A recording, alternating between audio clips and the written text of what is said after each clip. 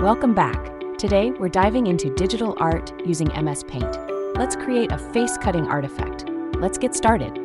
First, let's open MS Paint. Just search for Paint in your computer's search bar. It should pop right up.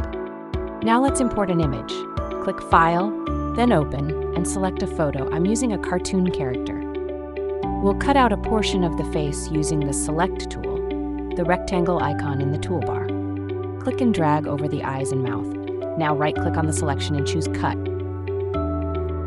Next, create a new canvas. Go to File, select New, and choose a vibrant background color.